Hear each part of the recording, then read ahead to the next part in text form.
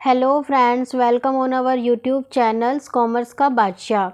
तो फ्रेंड्स, हमने यहाँ पर बैंकिंग की यूनिट को स्टार्ट किया हुआ है। तो इससे पहले मैंने 2 वीडियो और डाली है, पार्ट 1 एंड पार्ट 2। और आज हम यहाँ पर करने वाले हैं आरबीआई यानी कि रिज़र्व बैंक ऑफ इंडिया, जो कि हमारी इंडिया का सेंट्रल बैंक है।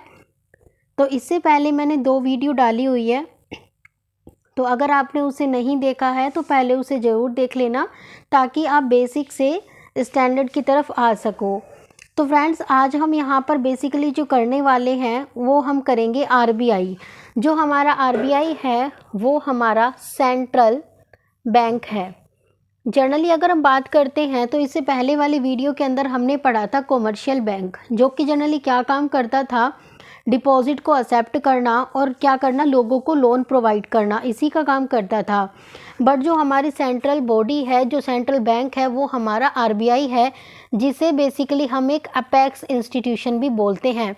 यानी कि सभी बैंकों के ऊपर नज़र रखना, निगरानी करना, उन्हें सुपरवाइज़ करना, और किसी कस्टमर के साथ कुछ गलत ना हो तो उसके लिए जो है वो आरबीआई होता है।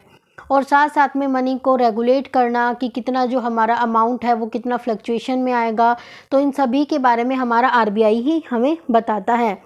तो सबसे पहले अगर हम इसकी थोड़ी सी ब्रीफ हिस्ट्री की तरफ चलते हैं फ्रेंड्स, तो अगर हम यहाँ पर इसकी हिस्ट्री की बात करते हैं आरबीआई की, तो जब हम आरबीआई की हिस्ट्री की बात करते हैं तो ये हमारा जो है, तो it was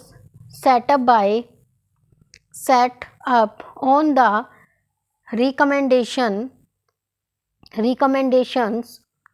of Hilton young commission. यानी कि फ्रेंड्स, जो हमारा ये आरबीआई था वो हमारा हिल्टन यंग, जो हमारा एक कमीशन था, उसकी रिकमेंडेशन पे आया है। यानी कि जो हमारा हिल्टन यंग कमीशन जो कमेटी थी, उन्होंने इसके बारे में बताया था कि बैंकों को कंट्रोल करने के लिए एक कमेटी होनी चाहिए।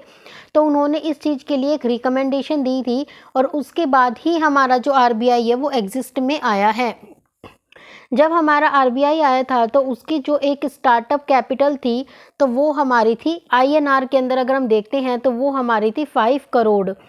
तो यानी कि जो हमारी आईएनआर के अंदर जो हमारा अमाउंट था स्टार्टअप के समय, वो था 5 करोड़ रुपीज़। अगर हम इसकी और ब्रीफ हिस्ट्री की तरफ जाते हैं, तो जब हमारी स्टार्टिंग में जो हमारा आरबीआई था वो हमारा लोकेटेड था कहाँ पर, वो हमारा पहले जो है वो कोलकाता के अंदर लोकेटेड था, और उसके बाद 1937 के अंदर इसे जो है वो मुंबई के अंदर शिफ्ट कर दिया था। यानी कि पहले जो स्टार्टिंग हुई थी आरबीआई की, वो कहाँ पर लोकेटेड था, कोलकाता के अंदर। और इसके बाद 1937 के अंदर हमने आरबीआई को कहाँ पर शिफ्ट कर दिया था, मुंबई के अंदर इसे शिफ्ट कर दिया गया था।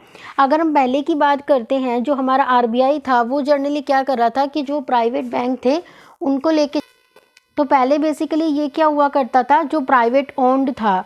यानी कि अगर यहाँ पर आप एक पॉइंट और ऐड करना चाहते हैं तो आप बोल सकते हैं कि पहले जो आरबीआई था वो प्राइवेट ओन्ड था, और इसके बाद हमने इसको नेशनलाइज किया था।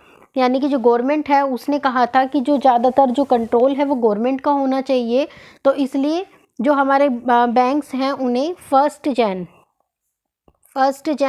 1949 को जो है वो नेशनलाइज कर दिया गया था। अब इससे क्या हुआ कि जो भी हमारे प्राइवेट सेक्टर के हाथ में जो बैंक्स थे वो हमारे गवर्नमेंट के हाथों में आ गए, ताकि और भी अच्छी तरीके से वर्किंग हो सके। तो फ्रेंड्स, ये हमारे कुछ एक पॉइंट थे आरबीआई से रिलेटेड, जिसके अंदर हमने क्या पढ़ा, हमने यहाँ पर बेसिकली इसका एक ब्रीफ पढ़ा है। ठीक है फ्रेंड्स, तो यहाँ पर हमने इसके बारे में पढ़ा है। और अगर हम यहाँ पर इंडिया के जो हमारे आरबीआई के जो हमारे फर्स्ट गवर्नर थे, अगर हम उसकी बात करते हैं, तो इंडियन के जो हमारे फर्स्ट गवर्नर थे वो थे सीडी देशमुख। वो हमारे थे सीडी देशमुख, जो कि हमारे फर्स्ट इंडियन गवर्नर भी थे। यहाँ हम इंडिया की बात कर रहे हैं। ठीक है फ्रेंड्स, तो इसके बाद अब हम चलते हैं आरबीआई की मीनिंग की तरफ, ताकि आपको और अच्छी तरह से ये चीज़ें समझ आ सके। तो फ्रेंड्स, इसके बाद आती है हमारे पास मीनिंग ऑफ आरबीआई। यानी कि जो हमारा रिजर्व बैंक ऑफ इंडिया होता है वो हमारा एक सेंट्रल बैंक है। यानी कि इसे हम एक अपेक्स इंस्टीट्यूशन भी कह सकते हैं, of India and statutory body responsible for multiple task, यानी कि बहुत सारे टास्क करती है जो हमारी आरबीआई है, लाइक प्रिंटिंग करेंसी नोट, यानी कि नोट्स जो होते हैं उनको प्रिंट करने का जो काम होता है वो भी हमारे आरबीआई का होता है। और इसके साथ साथ जो भी हमारी मॉनेटरी पॉलिसी होती है कि कितना अमाउंट रहना चाहिए, तो इस तरीके से जो भी चीज़ें होती है वो भी हमारी कौन करती है, आरबीआई करती है।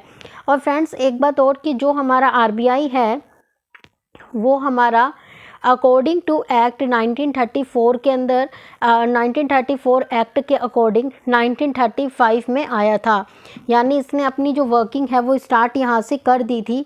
और ये जो है वो इस्टेब्लिश हुआ था 1 अप्रैल 1935 के अंदर, और जो इसका एक्ट है वो है 1934। और यहाँ पर आई होप यहाँ तक आपको बिल्कुल अच्छे से समझ आ गया होगा। फ्रेंड्स इसके बाद अगर हम बात करते हैं तो मेनली जो हमारा आरबीआई होता है वो काफ़ी सारे फंक्शंस को परफॉर्म करता है। तो जो हमारे फंक्शंस हैं उसको हम वन बाय वन करके डिस्कस करेंगे, वो हमारे हैं। तो हमारे फंक्शंस की बात करते हैं, फंक्शंस ऑफ आरबीआई, यानी कि जो हमारा रिजर्व बैंक ऑफ इंडिया है उसके फंक्शंस क्या क्या होते हैं। तो फ्रेंड्स सबसे पहले हमारे पास आता है issue currency notes. Issue currency notes का मतलब क्या है कि जो हमारा आरबीआई है वो क्या करता है, वो करेंसी जो हमारे नोट्स होते हैं वो उसका सबसे प्राइमरी फंक्शन होता है नोट्स को क्या करना, इशू करना। और अगर हम यहाँ पर बात करते हैं जो कि हमारे डिनोमिनेशन 1 रुपी जो नोट होते हैं उसे आरबीआई कभी भी पब्लिश नहीं करता, इशू नहीं करता। यानी कि जो 1 रुपीज़ नोट होते हैं उन्हें आरबीआई पब्लिश नहीं करता, बल्कि उन्हें जो पब्लिश करने का काम होता है वो होता है ministry of finance, ministry of finance. अब यहाँ पर फ्रेंड्स हम एक बात कहते हैं कि जो भी कितनी करेंसी को इशू करना है, किस टाइम पे करना है, तो ये सारे का सारा जो डिसीज़न होता है वो हमारा किसका होता है, आरबीआई का होता है। और अगर हम यहाँ पर बात करते हैं तो जो हमारा आरबीआई होता है इन सभी से रिलेटेड जो डिसीज़न होते हैं वो हमारे आरबीआई को ही लेने होते हैं।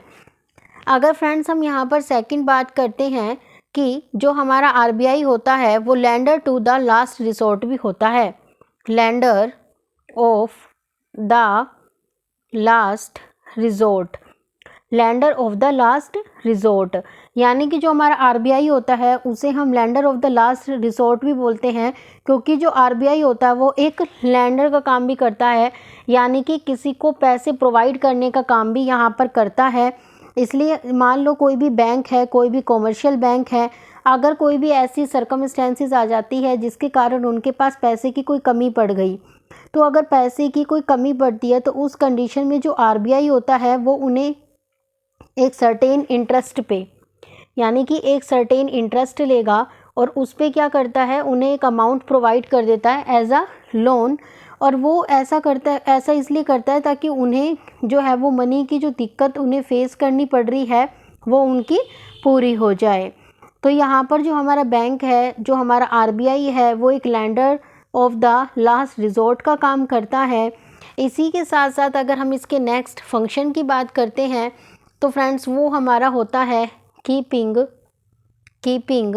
A track of foreign exchange reserves. तो अगर फ्रेंड्स यहाँ पर हम बात करते हैं तो जो हमारा आरबीआई होता है वो क्या करता है, जितनी भी फॉरेन जो भी हमारी करेंसीज होती है उन्हें बाइंग करना, उन्हें सेल करना या उनसे रिलेटेड उन्हें सिक्योरिटी प्रोवाइड करना, तो इन सभी से रिलेटेड जो भी काम होता है वो भी हमारा कौन करता है, आरबीआई, यानी कि जो हमारा सेंट्रल बैंक होता है वही सब काम यही करता है। यानी कि अगर हमें कोई भी जो करेंसी है उसे एक्सचेंज करवाना है तो हमें किसकी हेल्प लेनी पड़ती है, आरबीआई की। फ्रेंड्स इसके बाद हमारे पास जो एक इम्पोर्टेंट जो फंक्शन आता है वो आता है कंट्रोलिंग क्रेडिट फ्लो। एक तरह से आपने कभी ना कभी मॉनेटरी पॉलिसी का नाम भी सुना होगा, तो उसका मतलब ही क्या होता है, कंट्रोलिंग क्रेडिट फ्लो। कि यानी कि मार्केट के अंदर कितना पैसा रहेगा, कितना नहीं रहेगा, या फिर मार्केट के अंदर कितना पैसा एक्सपेंड करना है, कितना ज़्यादा पैसा है उसे मार्केट से वापस लेना है। तो इस तरीके के जितने भी डिसीज़न होते हैं वो हमारा जो है वो आरबीआई ही लेता है। इसी के साथ साथ जो हमारा आरबीआई होता है वो एक तरीके से एक्टिंग करता है as a banker to the government, यानी कि जो हमारी गवर्नमेंट होती है उसके लिए भी एक बैंकर का काम करता है। Acting as a banker to the government, यानी कि जो हमारी गवर्नमेंट होती है उसका भी एक बैंकर के रूप में काम करता है। यानी कि हमारी दो तरीके की गवर्नमेंट होती है, एक हमारी होती है सेंट्रल गवर्नमेंट और एक हमारी होती है स्टेट गवर्नमेंट। तो उन दोनों की दोनों गवर्नमेंट की जो भी बैंकिंग नेसेसिटीज़ होती हैं तो उनको उन्हें फुलफ़िल करना जो हमारा किसका काम होता है, यहाँ पर आरबीआई का काम होता है। और आरबीआई जो होती है वो एक एडवाइज़र का काम भी करती है। जो भी हमारी सेंट्रल गवर्नमेंट होती है इंडिया की, उसकी एक एडवाइज़र के रूप में भी काम करते हैं, उसे एडवाइस प्रोवाइड करना, या फिर जो भी इकोनॉमिक्स पॉलिसी गवर्नमेंट बना रही है उसे असिस्ट करना। तो ये सारे के सारे किसके फंक्शन होते हैं फ्रेंड्स, आरबीआई के फंक्शन होते हैं। इसके साथ साथ कुछ अदर फंक्शंस होते हैं, अदर फंक्शंस, कुछ अदर फंक्शंस भी होते हैं लाइक जो हमारा आईएमएफ, यानी कि हमारा एक इंटरनेशनल मॉनेटरी फंड हमारा एक होता है जिसके अंदर जो रिज़र्व बैंक ऑफ इंडिया होता है वो हमारा जिसके अंदर हमारा जो रिज़र्व बैंक ऑफ इंडिया है वो रिस्पॉन्सिबल होता है कि गवर्नमेंट का ट्रेजर कितना है या उसके पास सिक्योरिटी कितनी है, फॉरेन रिज़र्व कितना है, इन सभी के बारे में भी उनकी तरफ देखना। तो इन सब की जो इन्फॉर्मेशन भी हमें जो प्रोवाइड करता है वो हमें आरबीआई ही करता है। तो आई होप फ्रेंड आपको यहाँ तक अच्छे से क्लियर हो गया होगा कि आरबीआई क्या होता है, और हमने आरबीआई की हिस्ट्री को भी थोड़ा सा पढ़ा है, उसके बाद हमने इसके मीनिंग के बारे में जाना है। आफ्टर डैट जो हमारा आरबीआई है उसके क्या इंपॉर्टेंट फंक्शन है, आरबीआई क्या कार्य करता है, क्या काम करता है, उसके बारे में पढ़ा है। तो आई होप आपको यहाँ तक अच्छे से चीज़ें समझ आ गई होगी।